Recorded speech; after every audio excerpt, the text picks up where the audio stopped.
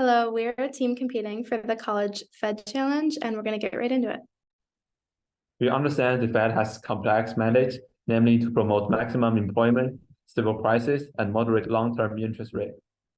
The current state of monetary policy is aimed at anchoring long-term inflation expectations. The Federal Open Market Committee has committed to the action that results in inflation averaging 2% over time. As of June, the committee's target range for the federal funds rate is 5 to 5.25%. The committee has slowed the pace of policy tightening relative to last year, acknowledging the lag with which monetary policy affects economic activity and inflation, but have indicated that they will pursue future rate hikes.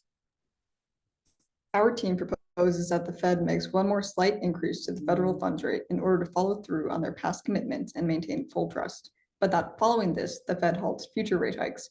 We defend this proposal in the rest of this presentation, proceeding as follows. First, we will provide an overview of the current state of the economy, identifying significant risks to the economy that require further consideration. We follow this with our detailed policy recommendation and conclude.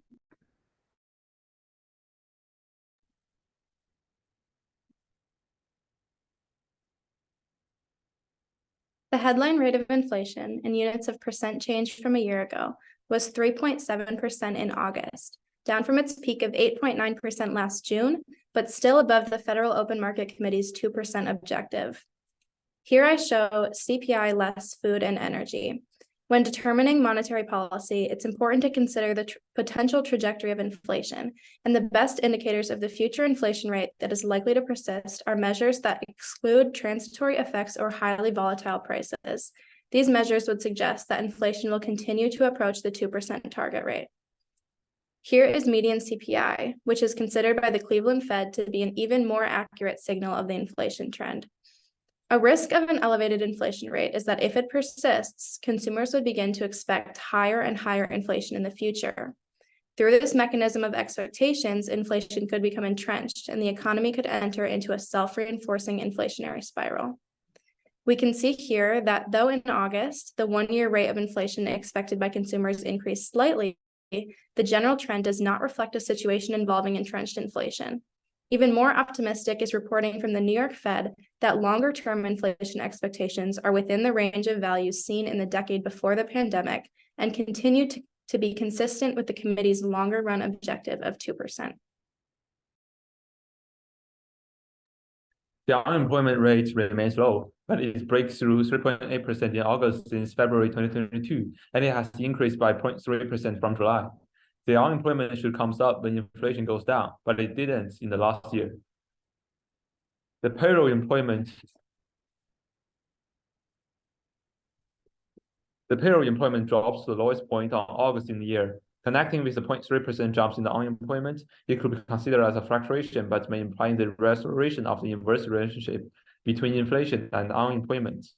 In addition, employment in the leisure and hospitality, health service, and the government sector continue to increase over the first half of this year, while that in construction, manufacturing, and retail trade industry that are more sensitive to interest rate increases as moderated. According to the three diagrams, the employment gap between different gender, educational level, and racial groups remains after the restoration from the pandemic, but the majority of them are still below the pre-pandemic level, which implies an overall fall in the labor force. In the diagram, participation rates for laborers over 55 years old has been falling overall, while the labor force participation rate has been recovering but still below the pre-pandemic level. The decline in overall participation reflects both unusually large increase in retirements among older workers during the pandemic, as well as the normal effects of population aging. We are currently having a tight labor market. According to the diagram, job openings are reduced but remain far higher than the labor supply, which is the unemployment level. The tight labor market of the past 2 years had led to strong growth in nominal wages. Increases in the price of goods and services over a long period have outpaced the nominal wage gains experienced by many workers, so the real wages now is positive. Nominal wage growth continues to slow down in the first part of 2023, but remain elevated. Nominal wage gains raise firms' costs and act as source of inflation pressure, depending importantly on the pace of productivity growth. However, productivity declines last year and early this year as output growth in the non-farm business sector fell short of growth in hours worked. I will now examine how the Fed's monetary policy normalization cycle, which began in late 2022, has led to a contractionary credit policy by banks. Banks have tightened their lending standards and terms across most loan categories and expect to do so further in 2023. Banks have also seen a reduced loan demand from both businesses and household sector in the second quarter of 2023 due to worsening or unclear economic outlook. This implies that higher interest rates, lower income expectations, or greater uncertainty have discouraged borrowers from taking on debt. I will focus on the CRE loans going forward, which have faced the most credit tightening by banks over the past year. Intermediate-sized and small banks have been more restrictive than larger banks, as they have higher interest rate risk and lower diversification benefits. Banks have cited concerns over creditworthiness, collateral valuation, and the macroeconomic scenario as reasons for credit tightening. Banks have also reported a weakening demand for CRE loans since mid-2022, as borrowers have cut back on their investments in CRE projects. I will switch to the housing market and analyze how house prices have recovered and are slightly below their peaks from mid-2022. House prices are supported by strong demand, fiscal stimulus, and improved business confidence and robust global demand. Scarce supplies also boost house prices as home builders have reduced their inventories of unsold new homes. This means that there is a shortage of houses for sale relative to buyer demand, creating upwards pressure on prices. By navigating the current economic landscape globally, we observe several key trends. At the beginning of 2023, there was a significant rebound in global economic activity, shifting our focus to Asia. China tapped into pent-up demand as COVID-19 restrictions were lifted, although momentum is now slowing. In the rest of Asia, strong private domestic consumption and increased tourism have been driving economic growth offset by export. In Europe, energy prices have been off the decline, thanks to the overall economic recovery in the region and the reducing influence of Russian war against Ukraine, coupled with stronger consumer and business confidence. Foreign headline inflation has been on a continued decline, primarily attributed to the decreasing global energy prices. However, it is important to note that food inflation in specific regions, especially Europe, has remained elevated. Notably, core inflation remains sticky, driven in part by tight labor markets. Let's examine the recent monetary policy action. While advanced foreign economics are actively increasing interest rates, some emerging market economics are adopting a pause in their policy rate hikes. Nonetheless, many major foreign central banks are emphasizing the possible necessity for additional policy tightening to accomplish their goals.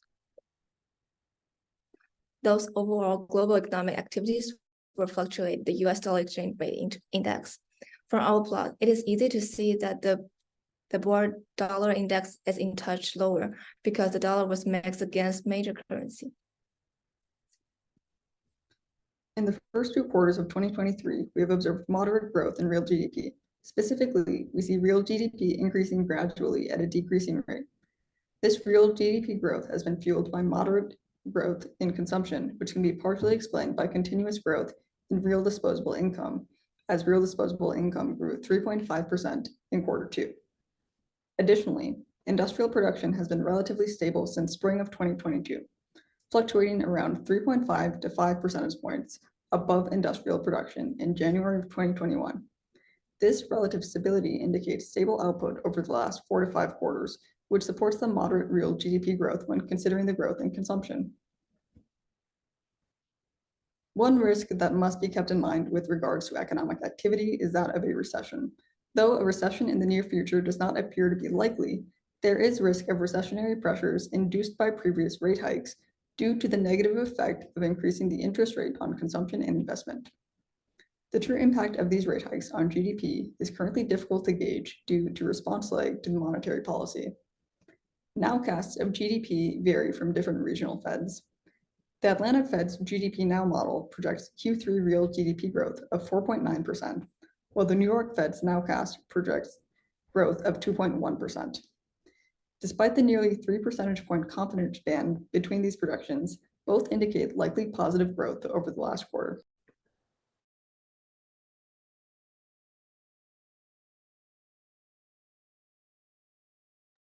In the short term, we recommend that the Fed maintains its current policy of increasing the federal funds rate to target elevated inflation by increasing it by 25 basis points. The reason for the relatively small increase is that we have observed inflation slowly returning to the 2% target rate and see no reason to increase the federal funds rate by more, given that we do not know by how much it will impact GDP. Additionally, we view it as necessary that the Fed follows through on its past commitments, as this will maintain the current high public trust in the Fed.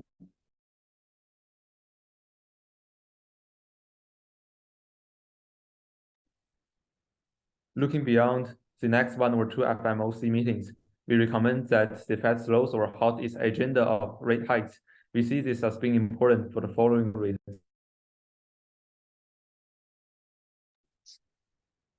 Moreover, we have to notice that the impact of an increased interest rate is not immediate and can come up to 18 months to show results. Various factors contribute to this delay, including processing delays for homeowners and banks, hesitancy by businesses and consumers, and the time it takes for high interest rates to shrink export.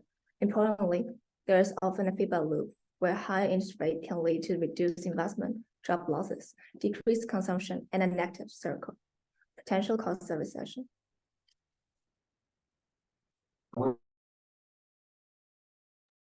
I want to discuss how the Fed's monetary policy affects small commercial bank financial stability and competitiveness.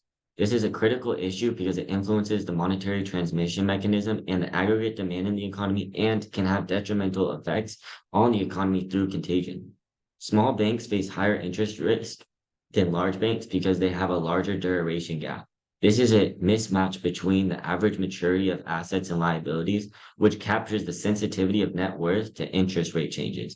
When the Fed raises its target rates, its assets market value falls from then its liability market value, eroding their capital and liquidity. Small banks also rely more on government securities as income and collateral than large banks. These securities are subject to interest risk and credit risk. When the Fed raises its target rates, the prices of these securities decline, lowering the income and collateral value of smaller banks. Though we understand the importance of well-anchored expectations of inflation and thus the need for a 2% target rate of inflation, we argue that given the existing decline in headline and core measures of inflation, it is probable that headline will approach the 2% target rate soon. With this in mind, and because we don't see a risk of inflation becoming entrenched, we don't view the fact that the inflation level remains above the 2% target now as a justification for continued monetary tightening.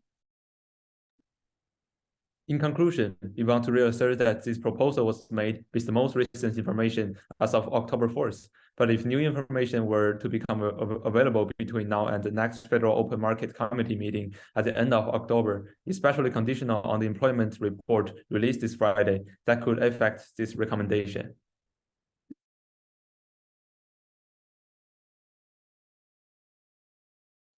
Thank you.